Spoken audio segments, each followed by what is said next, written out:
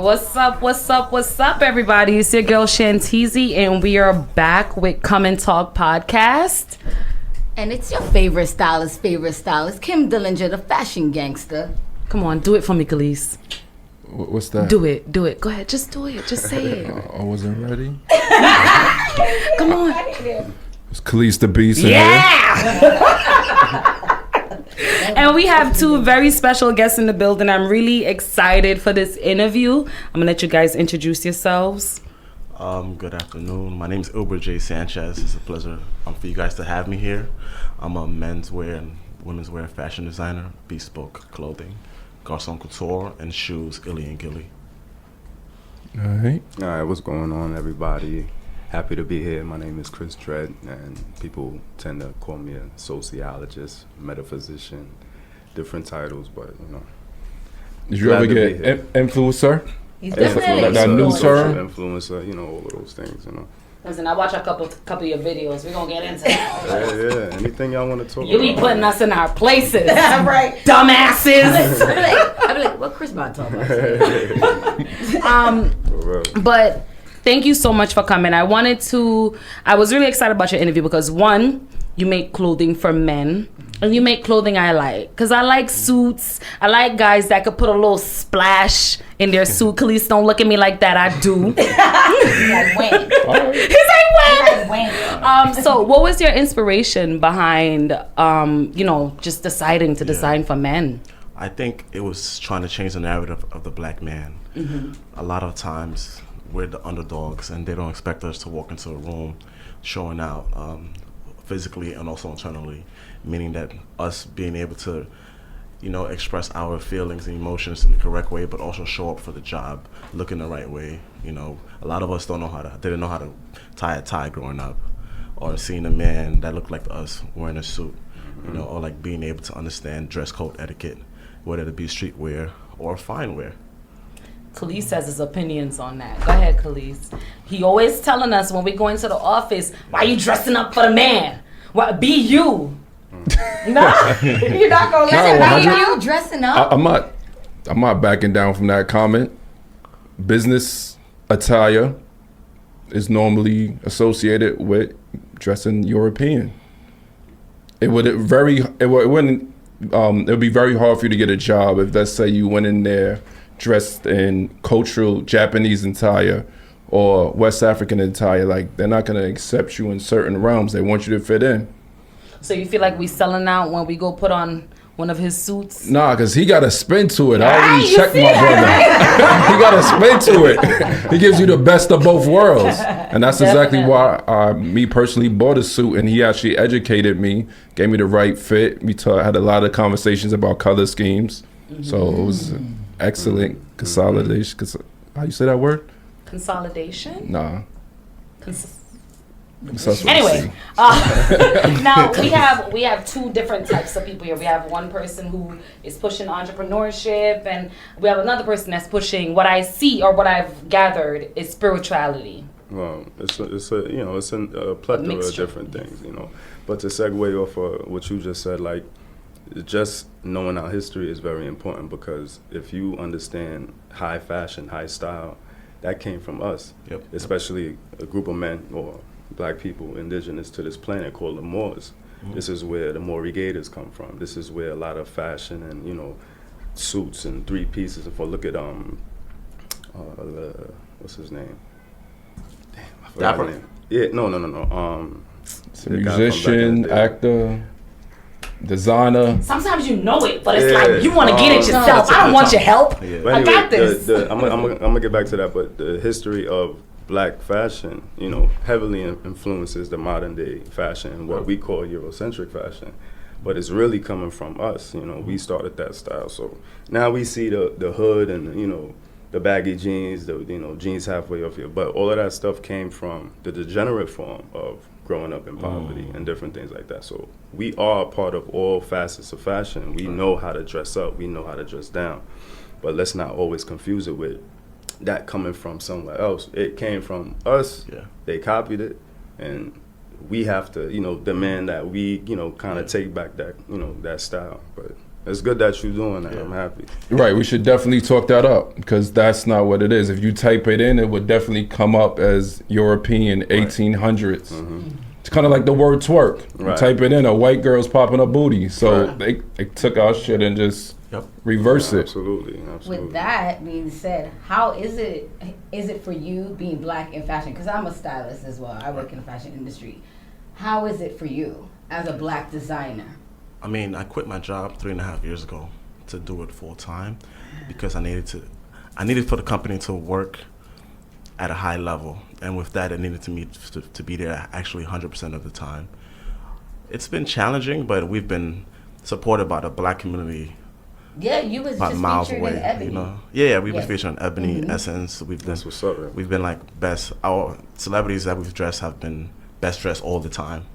You know, like Kayla McLaughlin from Stranger Things for the Emmys, for the Oscars. We've done Rotimi, Charlamagne the God, Joel Embiid for All-Star Weekend. We've done the NBA awards. And all of these people we've dressed always gotten best dressed. And they've been people of the African diaspora, which is what we strive for. I strive for like the black dollar, you know, strengthening the black dollar and for us to get stronger as a culture. So I just take pride in that. And that's been good for us where they support us as much as we support them as fans. Now, I want to segue off of stronger as a culture. I feel like that's a good segue. I wanted to ask you, you talk about, like I said, I've been reading, looking on your page, researching, I gotta know my shit. If I'm talking to this man, I might have to know something.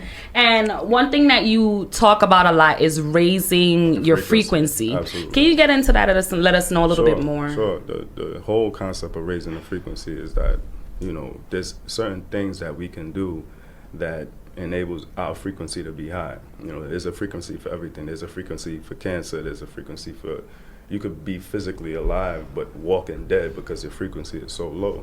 So, you know, there's a frequency for the common cold, you know.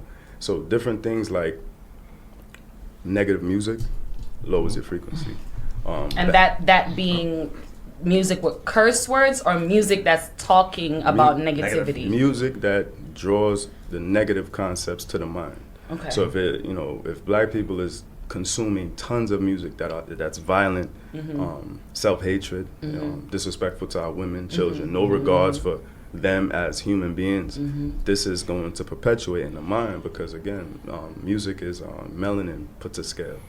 So our inner drums have melanin just like our eyes, you know. So when we hear these tonings and these deep vibrational beats along with really negative lyrics, that sticks into your subconscious. And the subconscious is what you do, is who you are, is what you become, you know. So that's very important. Eating healthy, eating foods that's high in alkaline, a lot of oxygen, you know, within the foods helps raise the frequency. It keeps your body healthier and different things like that. You know, just being around good people, positive relationships. You know, you could be in a relationship with somebody that's very negative and you could feel like you're dying because you're around this person every single day, right? Yeah. That can make you cancerous, literally. It could induce cancer in your body, you know what I'm saying? So at the end of the day, raising your frequency is just a lifestyle that pertains to, you know, being positive music, good food, you know, rather than, you know, Popeyes and alcohol and stuff like that, and just acidic stuff. So, you know, that's the basic of what I would say, you know, keeping the frequency high. Okay, do you have anything? I'm switching it up. I'm going from the, you know what I mean? I'm trying to get it done. Do you have anything that you're working on right now? Any specific line? Well, you have your line, but. I'm working on a book right now for us. Oh, okay. It's called For Us? No. Okay. For the culture. Oh, it's for us. It's for the black people. It's called Excellence in Every Thread, and that's the motto of the company, Gospel Couture. But excellence in every thread is deeper than just clothes. It's really about like how we feel on the inside. We've evolved excellence in you, so it's broken down into 3 sections. It's the appearance, it's the mental, and the approach.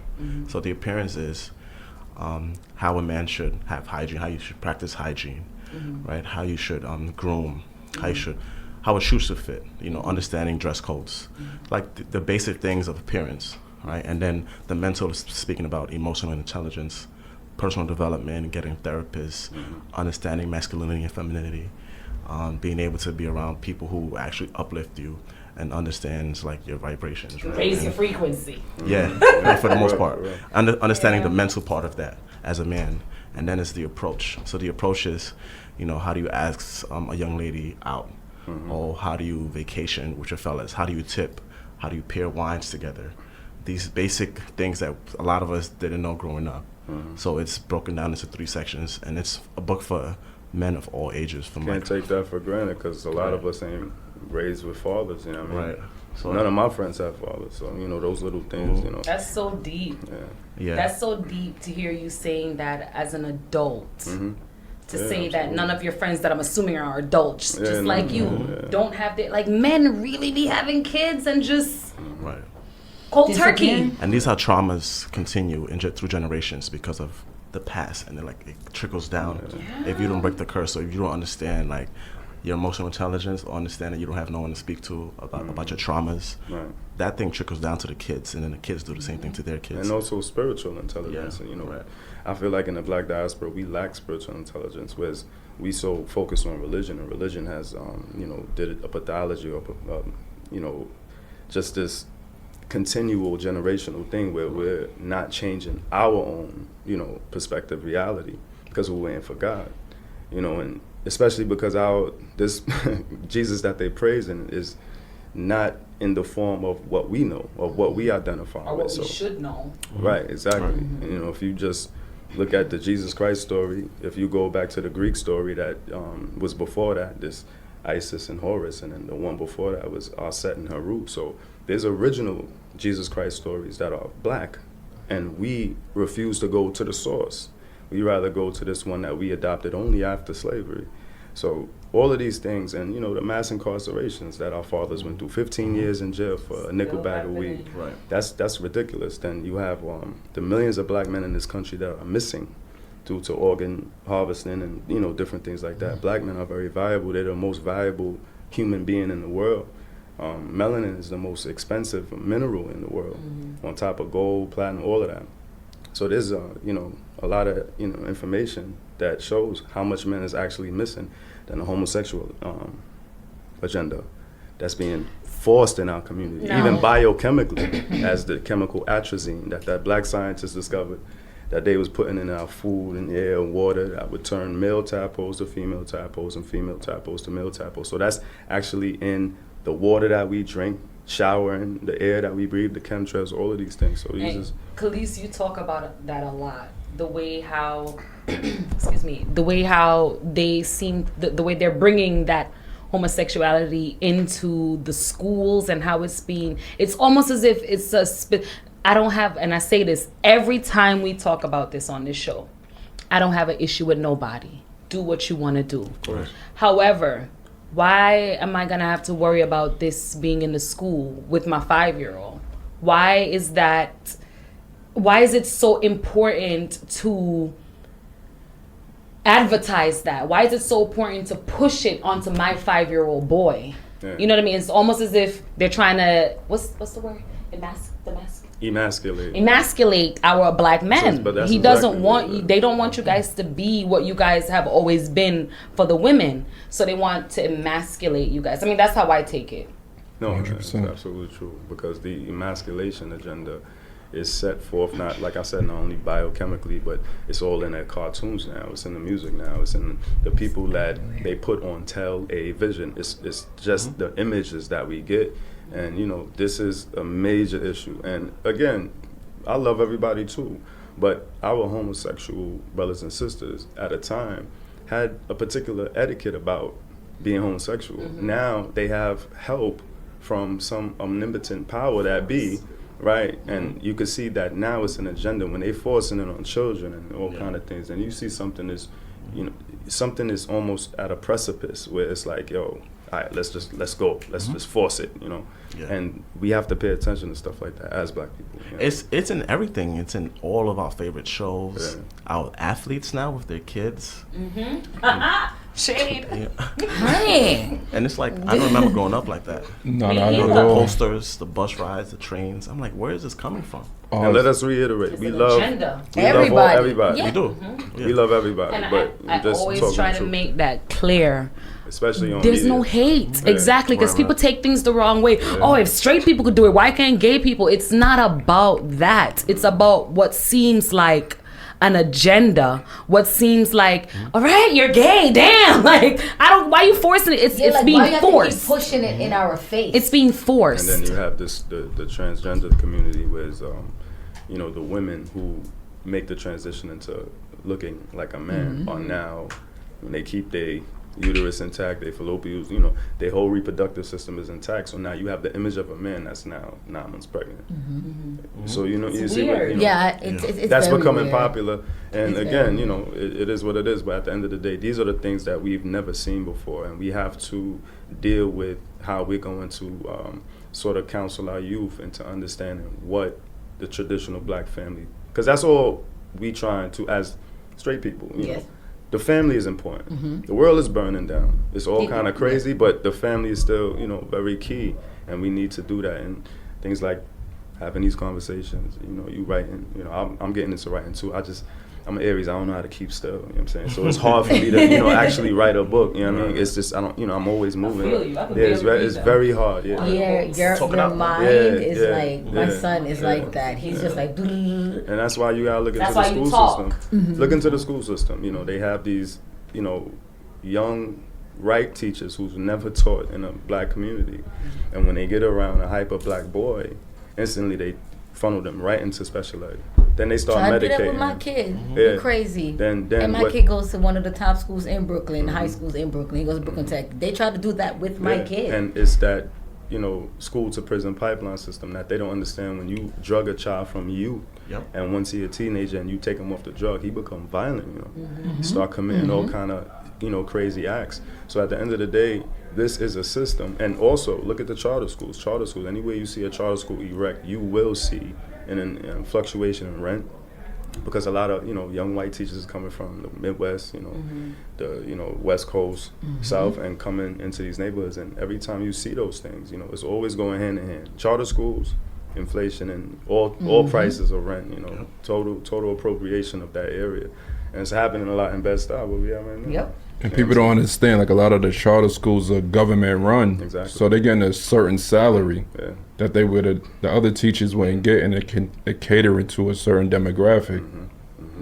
This country is My a mother was containment. teaching in 80s. Now, they wasn't getting anything. These new teachers for the charter schools a lot of time get privatized salaries. And they get money. They get money. Now, you talk a lot about, and I always pronounce things because my tongue is like that's fine. Jamaican. You say the Schumann. Come finish it for me, because the last one I ain't gonna be able to say that for sure. The Schumann resonance. Okay, can you elaborate on that for someone who doesn't know exactly what that means? Right. This is a frequency that low electrical frequency that so basically it's prophecy that the end of this year is supposed to be an event, and this is what is leaning towards all of this thing going on, and there's supposed to be some sort of radiation expellation to this planet that's going to change a lot of things drastically, DNA and all these different things. So that's pretty much, I don't want to So not necessarily the world is gonna end like people always say. For the good or for the bad? I don't want to go too much into that. No, you on have here, to. We but wanna know. I know, but listen, it takes a very, long time to really explain it properly. But as far as the prophecy and everything, there's supposed to be an event that a lot of people are talking about on social media, YouTube, that's supposed to affect us all. Some more negative, some more positive, but it's all about keeping your frequency. Did that event start already? Nah, Is this gonna happen like on election day? Well, it's supposed to happen in December, so whatever day election day Oh, is. that's November. November. That's Right. November. Okay. But So it's specifically put on that date or that month, not because of just people randomly saying, oh, it's December, but there's an actual reason why you're saying December. yeah, because that's just what's prophesized. People follow timelines and things, and again, the 2020 has been written in books. Every step Yeah. from the bee. What's that bee thing that was flying around that they saw in Washington? Y'all know what I'm talking The about. killer bees? Yeah. From that down to It makes me laugh. But yeah, but there's a lot of you know prophecies that's going on about 2020. You know, two books was written. Sylvia Brown is one of them. You know, she spoke about this in her book, and you know, a couple others. You know, there's a lot of lectures on this upcoming 2020 that this was all predicted. Everybody kind of knew, especially in that conscious community, that this year would be a lot of crazy stuff. Age of Aquarius is ushering in. A lot of things is being exposed. You know, they talking about pedophilia and all kind of different things in Hollywood and politics and things. You know, a lot of documentaries is being made. So everything is like exposing. But we have to be steadfast because we living in a time where information is so plentiful, and you know, everything seems stimulating. But you have to, you know, go within yourself because you have the answers. You know what I'm saying? It's all in your Akashic records. It's all within you. This is why I talk about meditation. This is why I talk about eating good. You know, staying hydrated, getting a lot of sleep, staying around positive people. You know, coming out of religion and going into spirituality so you could learn thyself, because we have the answers. You know, so when shit get crazy, the most balanced people will prevail. That's why you know every day we hearing 13 murders, 14 murders. What's going on? No one's really asking the questions that are not being asked. We looking at it, oh, black men kill black men, fine. No, there's something strange happened. Yep. It was strange that we was hearing firecrackers since April. Non-stop. You know, non-stop. You know, this is a strange movie we in.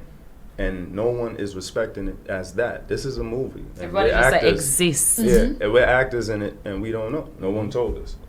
You know, that's why I watch movies like, you know, Truman Show. Go look at that movie again. Go look at The Matrix again. Because it's crazy. A lot of times how they are, they'll tell you what you do. They'll tell you like what they're gonna do subliminally. They'll 9/11. And they be like, it go right over your head. Yeah, Like, they'll drop a movie like The Truman Show or The Matrix. They're like, yo, this is what's going on, and then people be like, that's just the movie. And what was the Truman Show talking about? The fact that everything is controlled, and we're being observed. You know, they show domes, you know, all kind of different things in that movies, and now people talking about the firmament in the sky for the first time, and you know, however, so you know, a lot of things is being exposed, but you must be steady on what you believe. You have to this is study. like the first time we had like a leader really recognize UFOs. I never heard as much UFO talk before. Like the Pentagon is actually confirming a lot of extraterrestrial activity. So it's a lot of stuff going on right now. What I believe, and this is just, I don't know, I could be wrong, but just what I could be wrong. You may not agree, or some people may not agree, but I really feel like everything that we've been experiencing the past few months, from coronavirus down to people dying left, right, and center, the protests, all of that, I feel like everything is controlled. Oh, absolutely, without a doubt.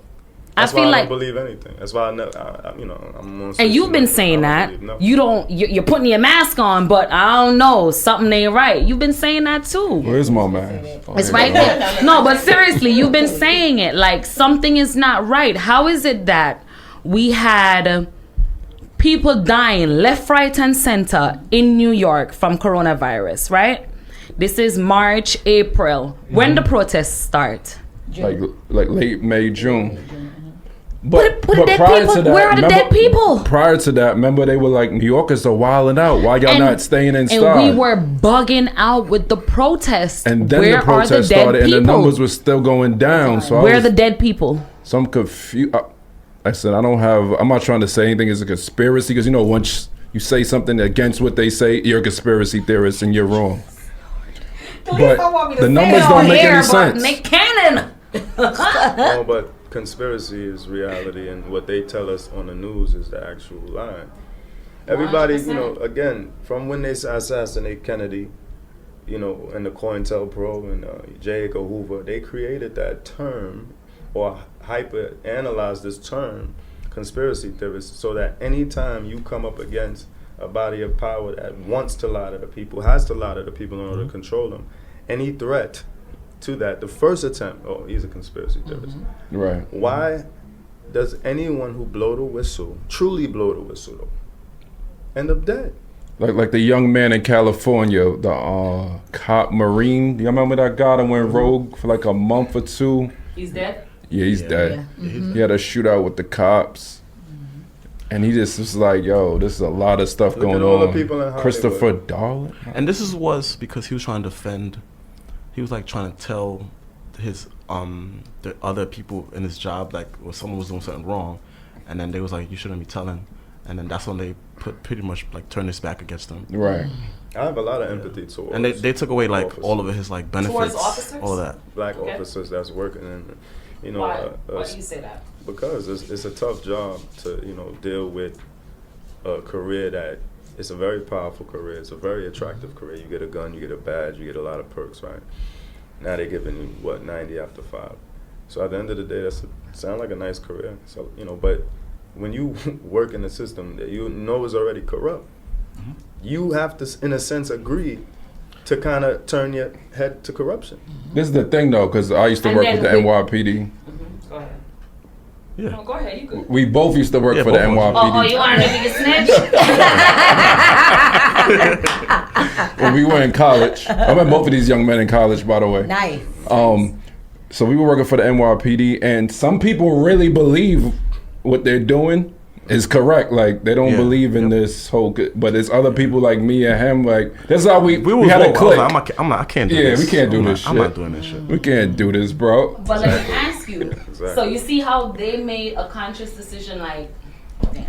You see how they made a conscious decision, like, this is not me. It doesn't sit right in my spirit. It's not for me. And walked away. How can you feel sorry for these people who remain in these positions, seeing all the injustice, all the evil, dark things that they do, and still sit in those positions? And again, that's the question that, you know, we all need to, because at the end of the day, there's a lot of black, white, Asian, you know, that are good. Absolutely. Right, and then there's a lot that who are Black, bad. white, Asians Right. that are black. So Bad. again, we dealing with people who accept, I'm gonna turn my head, I'm gonna enjoy the fruits of, you know, this profession by just minding my business. I notice a lot of people who do want to speak up, they have a hard time at this in this career. So it's a battle every day, and this job needs to be done. But if every black person who became a police officer walked away at the sight of corruption, there'd be no black cops. And then I understand the importance of that also. Right. Yeah. What do you do? We know the system of policing. We know where it comes from, you know, and we know how it feels.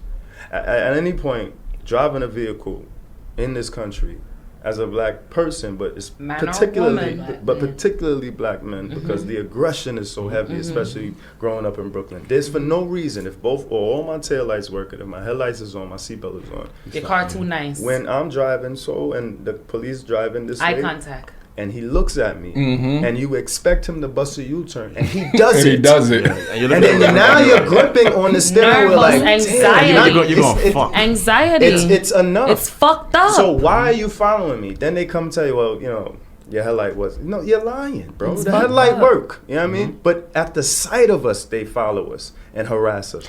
This causes a lot of stress And- in the body. And then right now with everything going on with people being literally slaughtered by the cops, Breonna Taylor, the officers who killed her is still out. But with people being slaughtered by the cops or whatever, can you imagine a black person right now just driving, getting pulled over?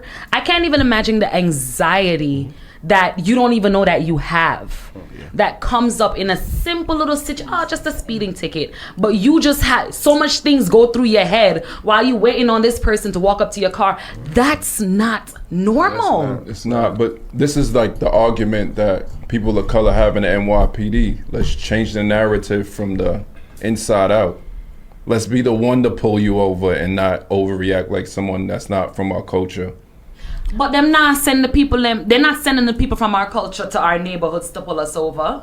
That's also They're part of not. the problem. But then you also might have a guy like the young man, the lieutenant, the Haitian lieutenant, Raymond, who's now running for like city council, I believe. So he actually saw what was going on with the NYPD, and now he's trying to make changes on a corporate political level. And I'm sure they try to blackball him. Of course. Did y'all see that? The documentary? Yeah, absolutely. So Crime and Punishment. If y'all didn't see it, it's a very good documentary. Is it on To Netflix? watch. It's on Netflix. I know it's on Hulu for a fact. But they were trying to expose the quota system, which me and him knew about because I was heavy when me and him were there.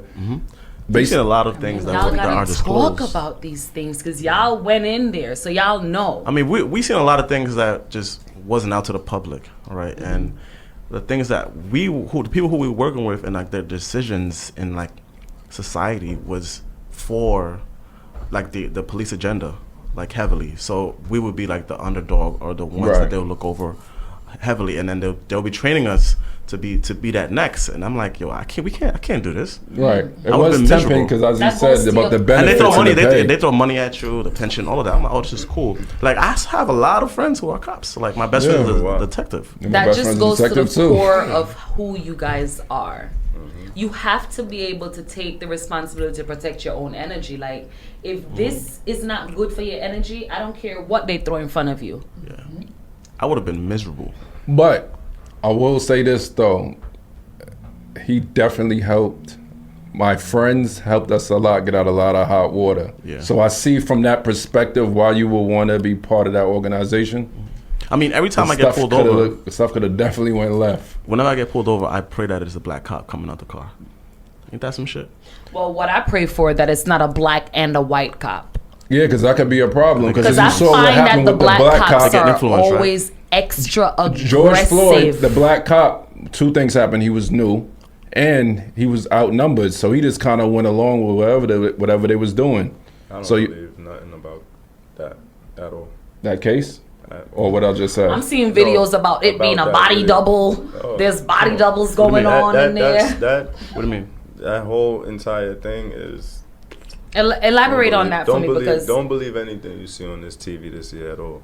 So you're saying George Floyd was never killed, Sacrifice. Or a sacrifice. I'm gonna send you some documentaries on this, bro. I'm gonna search it up too because I went on his page. I Yeah, saw I a few. I need to hear about this. That's why the Reds are so high. It's ridiculous. It's ridiculous, yo.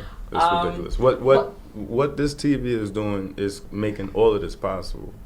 So America believes in TV.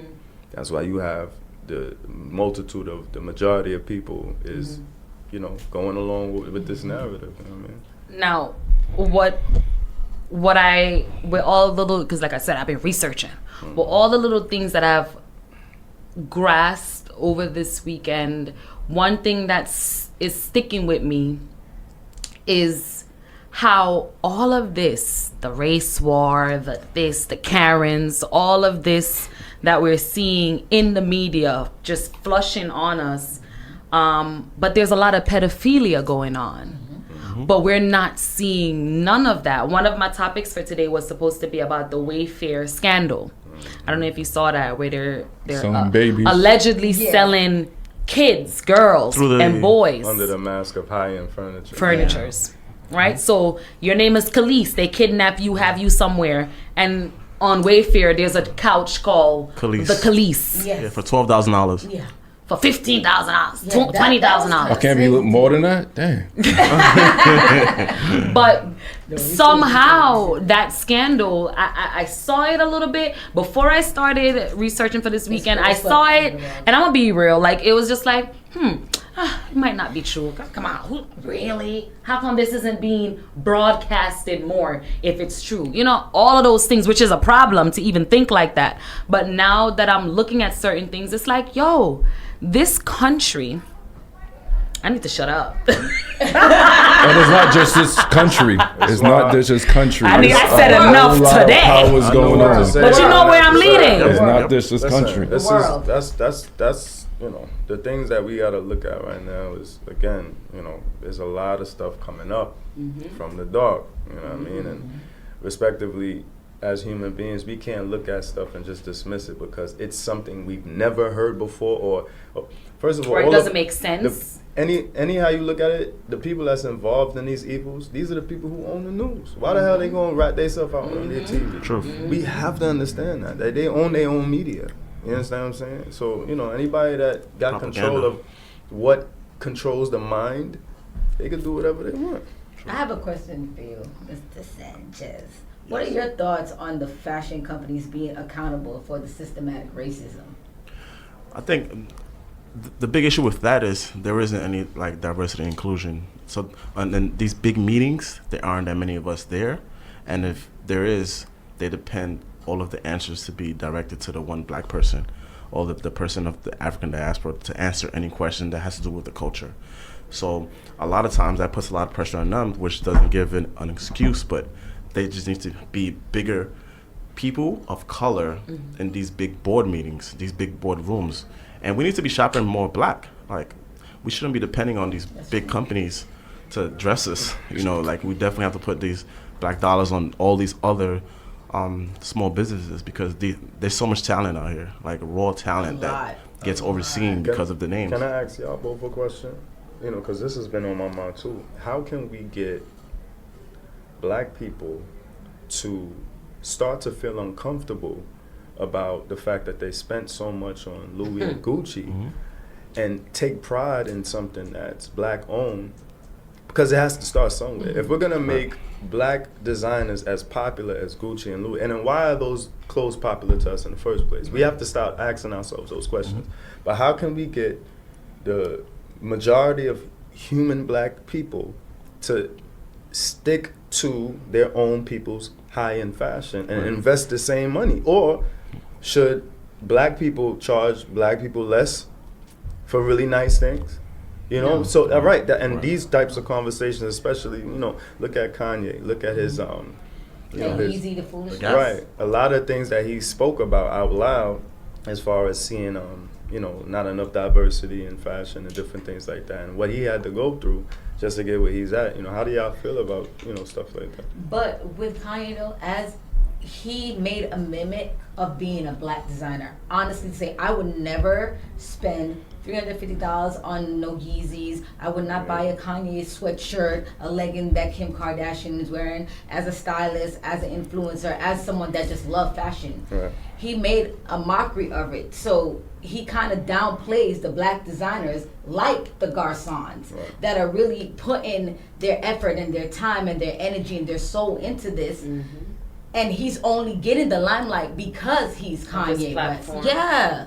It's unfair, so it makes it hard for the real black designers that are really designing to actually push it in the consumer's face, because when you think Yeezy, you're still thinking like Adidas or another brand that he already collaborated with. A lot of the black designers don't have that opportunity, so it's not showcased enough in our community.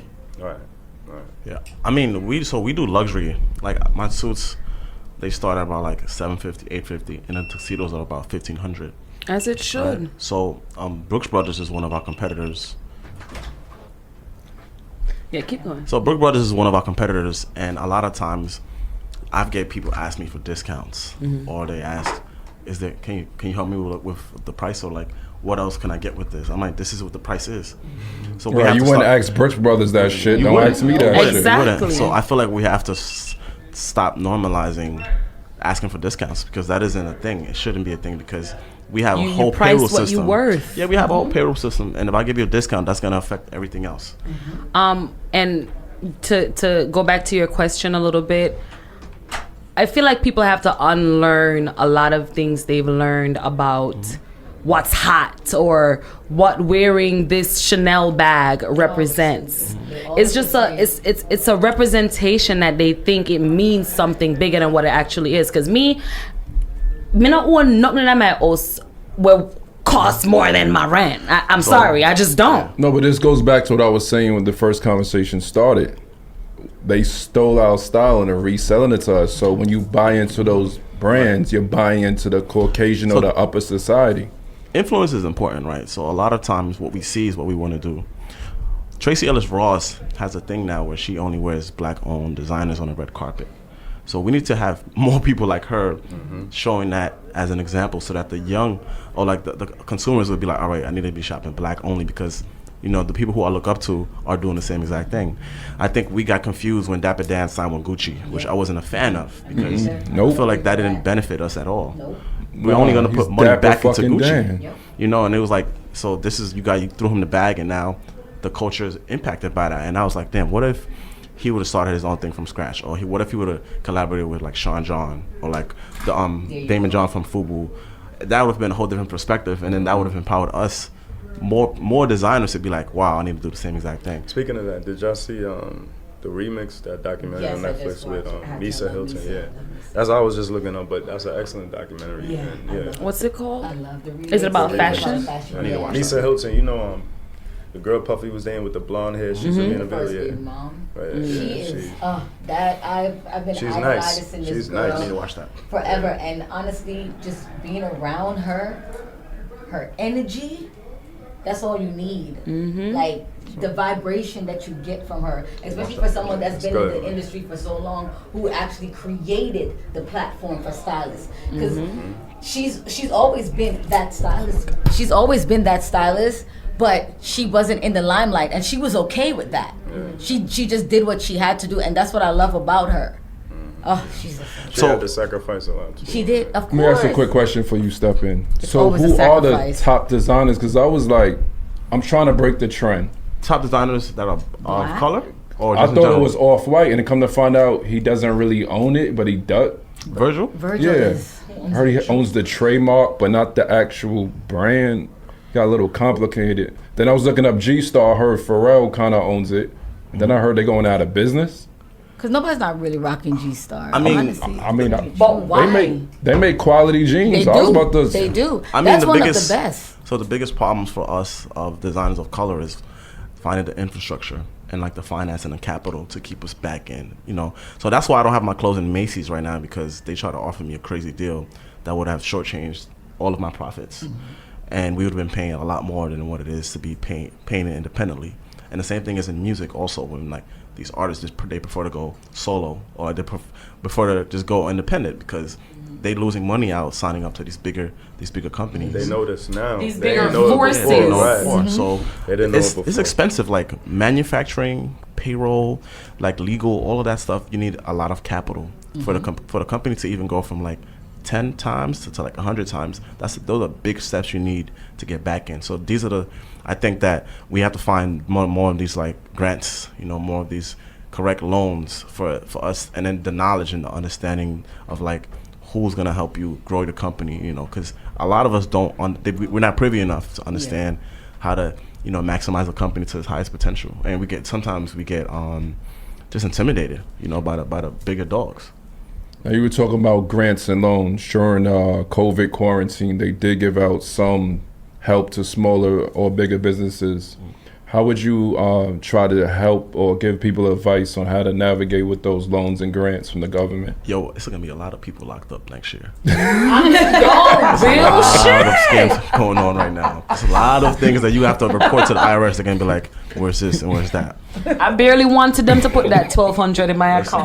But I bet you spent it like a motherfucker. That money is still in my account. I swear to God. I'm not playing with them. I put it in this pyramid scheme scheme. susu, by the way. These people Smart, funny smart. out here. I ain't playing with them. So this is why it's important to like have like mentors or like have people who are good with finances, because if you don't have a good accountant, that money will fly away. Like you're gonna be losing it for something else. You have to be able to understand where the money should go and keep track of everything. Every Because dollar. you can't hide away from the IRS. My How father did- is the IRS, okay? How did it go from you being you and then saying, you know what, I want to start making my brothers look good? I mean, for me, it was for the culture. I think it wasn't enough black companies that were designing fine menswear clothes. Like, what are these guys wearing to their birthday parties, or like to these black tie affairs, or to these balls? We will go to ASOS, Zara. That's not enough, and that's still putting money in the white dollar. Like, and I'm like, I refuse to continue funding the white dollar. You know, I'm like, we have to create something. I want to be a part of, because there's like the finance industry, there's medicine. I want it to be a part of the black dollar strength in fashion, and be a part of everyone else understanding that everything, if we all have the same mindset to support the black dollar, we don't need to be supporting anything else. It's true. Killer Mike he has a show on Netflix, and I like him. the first episode was like he would have to try to only use black-owned products for 24 hours. Oh shit. And he had trouble with that, and he had to take a bike because there aren't any black-owned car companies. Zero. You know, the farms, he would have to, like, he wanted a barbecue, and he sat down and they served him like ribs. And he was like, yo, where's this food coming from? And he was like, oh, it's farmed. He was like, who owned the farm? And it was like some white people. He was like, oh, he got up and left and he was starving.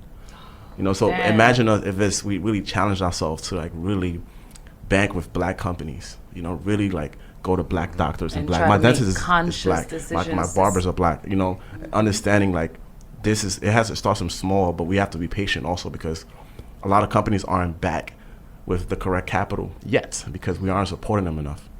You know, so like I know a lot of us are so easy with sending Zelles through Bank of America and Chase and transfer money over, but what if we really like started using black-owned companies, banks?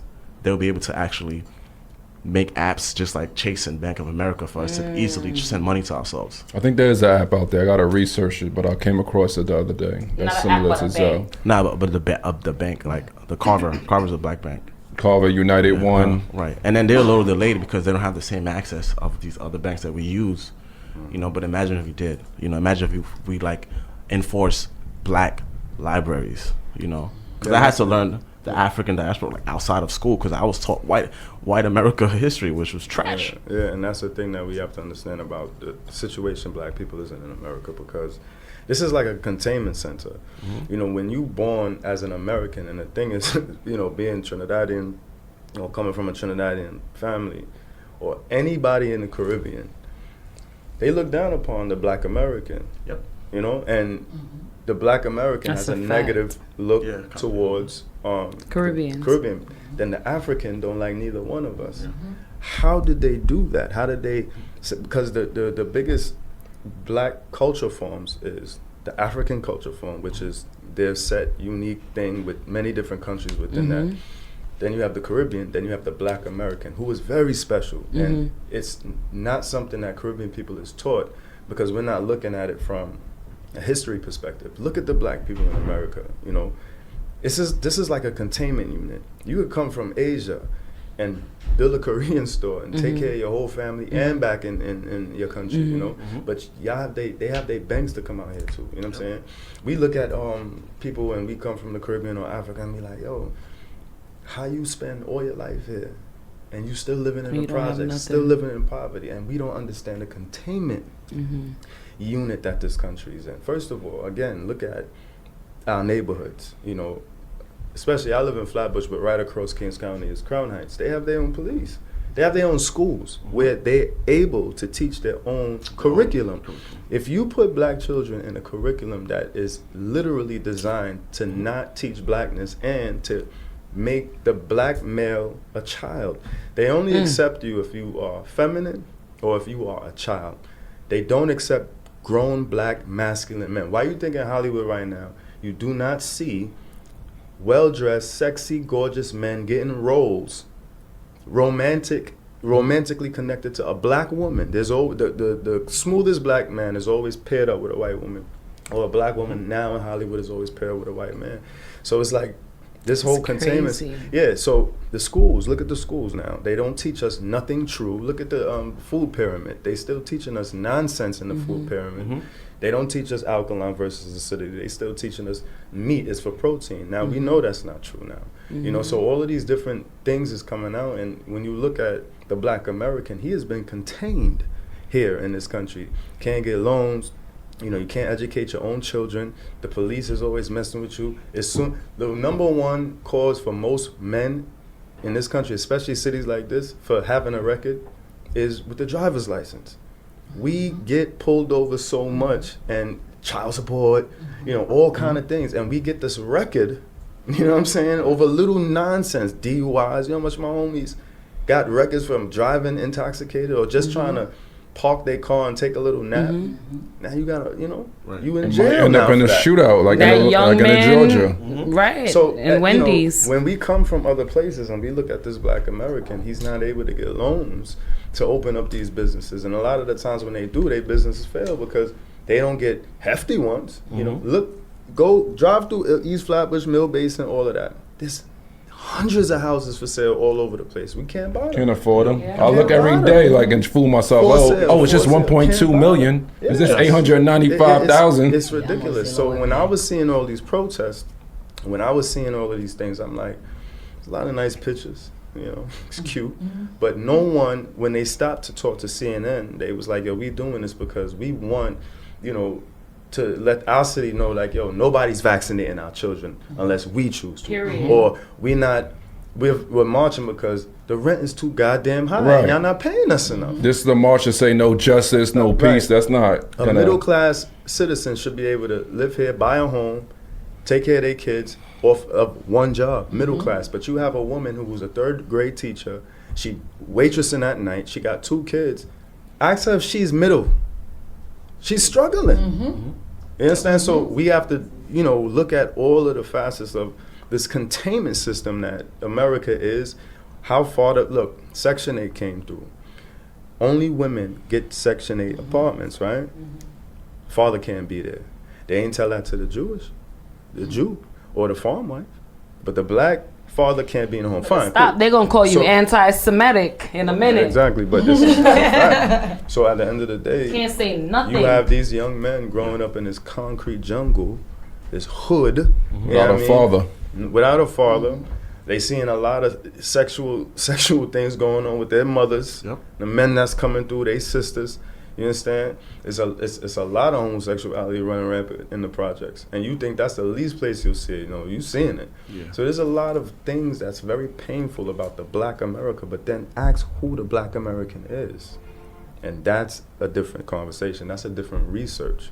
Nobody's asking why is the Black American so heavily disenfranchised. Do you have a theory? Oh, or- absolutely. I can't talk about it now because I gotta go soon. I gotta work. Yeah. Well, I want to get you two gentlemen on here together for 2 reasons. Y'all styles, since I met y'all, has always been Appreciate that. Thank you, man. above everybody's else, and y'all are also able to captivate a crowd with not only how you speak, but how your mannerisms are. But also, I wanted to bring y'all on here to give hope to our youth in certain communities that you can get out. You're from which part of New York? South Bronx. South Bronx. Yeah, born in Honduras. And born in Honduras. I want to get into that real quick, just a little bit. I know you're about to dip off. When he was talking about how they view African Americans, can you get into that a little bit? Yeah, 100%, because we're Hispanic, right? But that doesn't make us not black. You know, we just happen to be Hispanic because through the diaspora we landed in a Spanish-speaking country. Ethnicity, not a race. Yeah. Right. So growing up, it was the norm. It was like, so it was like a thing where it's like, be careful, who you hang out with, because we don't allow that here in this household. The entire time, I'm like, you talking about my friends? You know, and it became the norm, and I realized it was like that in all Caribbean households, and I'm like, because we're Caribbean too, so I was like, okay. But as I got older and I got privy to like understanding what it was, you know, you get to know, things became normal for me, and I'm like, no, this is who I am. You have to unlearn it. Yeah, you have to relearn stuff and then educate as well. You know, always like, I used to tell my mother, like, this is what it is, this is how it should be. And then it's hard sometimes to tell our parents stuff because they're stuck in their ways from like years ago. Boy, You know? my grandmother's 88 years old, and she is an amazing woman. But in Trinidad back then, or anywhere, she's born in 1932. So when you look at that, you'll still have certain grandparents and certain families that would much rather me bring home Kim's complexion than yours, because they think the child that we produce is gonna have a better life than the child that you and me will produce, because that paper bag test. You know, if you have a lighter child, they will get further in life. That's post-traumatic slave syndrome. It is. To the utmost. And this is what we come from, the Caribbean with, you know. Don't bring home no late for school child, you know. In Trinidad, that means no nappy head person, because it take long to comb their hair. So then they become late to school. Right, and then they end up late to school because they hair nappy. So at the end of the day, you know, these... Khalees? Oh no, you ain't had These to are worry the about things that. You had the soft these hair. are the things, the sickness that we suffering from, you know, what TV has and miseducation has made us look at ourselves as. That's why when we kill each other, it's easy. Easy. But to defend and against a real enemy that don't look like you, it's much harder, because Jesus is And I want to touch the on what deity you were of the saying day. about the skin thing too, Chris, because I feel like that when I go to work and I'm on set, like I feel like I'm the token black girl, but I'm not the black girl. Like, I'm not Shantizi's color, or I'm not darker. Like, my son is extremely dark, and I swear when I was pregnant with my son, I prayed to God. I was like, God, please don't let my son be light skinned. I need him to be dark skinned because I love a black man. It's funny, a lot of light skinned women say that. Yeah, my dad's a black man. My uncles are black men, and I love my uncles. I love how they look. I appreciate how they look. I never wanted my son to come out like this, ever, ever, ever. It was like it's my crazy words. because our light skinned brothers and sisters who are black, like, there's even women who used to down us for liking somebody Kim complexion. They still do. They still do, and it's like, but this is a black woman. Like, I had an argument on Facebook a couple of years back, and the woman told me, "Oh, you fake pro-black," because both my mothers are light. Both my kids' mothers is lighter than me. I'm like, yo, she's Jamaican and Haitian. Just because she light skinned, you know. So when we look at a woman, we know if you're a conscious black man, all black women come from this shade all the way across to the darker. We could be able to love all. Why? But they complexion shaming because you know you like a light skinned girl, or like a dark skinned girl. It's weird. These are black people. We come in all of these colors. Yep. You know what I'm saying? And then also the crazy thing, I think when we think black, we think like Western Africa or maybe Central, because in East Africa or Northern, they're a little lighter. Right. So really, what is black? Right. But like once again, I just want, like I said, I brought you guys on here just to give inspiration to the youth, because we really got to stop this black on black crime shit. This shit is crazy. Absolutely, it's too much. Too rapid, and you know we minimizing the count of our soldiers. We are black men make up 6% of the American population. We make up 52% of the prison inmate population. So I want y'all to kind of look at the number. Then they have the ratio of female to males in the black diaspora is 11-1. So there's a lot of disparity going on in relationships because, I mean, obviously there's 11 to y'all to one black man. I said that the other day. This is, you know, it's leading competition between y'all, friction between women. That's why women's out here willing to show so much and give so much of themselves. And then not only that, we have to deal with the fact that they are emasculating. I keep saying that wrong. Yeah, they're emasculating our men. So there's really not much for us to pick from because our brothers want to be like us. Now, the alpha male, the one who's attractive, got a good career, he's a good father. No one's asking what his reality is like out here. How rough it is to choose. You know what I mean? Because every woman, I mean, the elite ones. Oh, you talking about his problems and what he goes through having to choose so many women? Nobody ain't talking about his issues. Listen, I want to thank you guys so much for coming down and sitting with us. I really want this to go longer. Yeah, we gonna bring them but back. we gonna have another chance. I know there's a lot of things that we could get into, especially. I really want to get into the shrew. Say, come on, the shrew man resonance. He's just gonna let me keep going. We gonna bring Chris back so we can really go into that. Definitely. But thank you guys so much for coming down. As usual, it's your girl Shantizi, your girl Kim Dillinger. Khalees the Beast, can we get you? My bad, I took one look at my phone the whole time.